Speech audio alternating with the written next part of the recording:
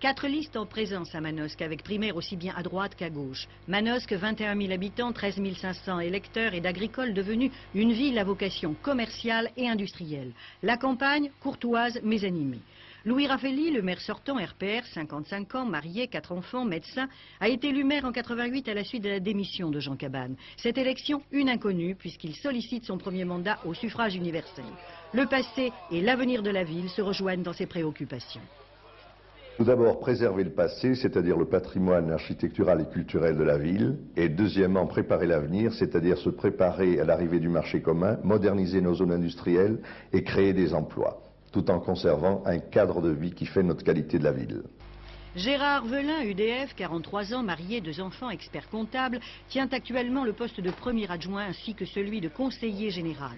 Si l'économie retient son attention, le sport est pour lui également le moyen de redynamiser la ville. Dans la continuité du travail de Jean Cabane, avec mon équipe fortement rajeunie, qui a 44 ans de moyenne d'âge, nous comptons porter notre action principale vers l'emploi, la formation continue des jeunes et des moins jeunes, et bien entendu le sport. André Bellon, PS, 45 ans, marié, 2 enfants, polytechnicien, conseiller municipal, réélu député des Alpes de Haute-Provence aux dernières législatives d'une courte majorité, 50,74%, veut rassembler les hommes et les femmes de progrès.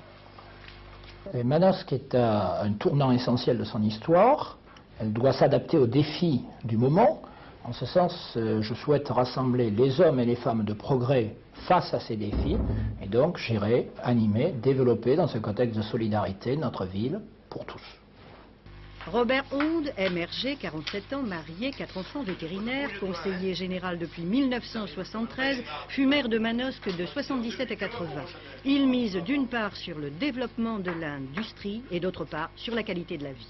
D'abord un développement économique qui me semble prioritaire, et grâce à ce développement économique nous pourrons appliquer notre programme qui est essentiellement la réhabilitation de la vieille ville, la création d'un parking sous le terreau, un parking souterrain qui permettrait en logeant 700 voitures de redonner vie au centre commercial qu'est la vieille ville.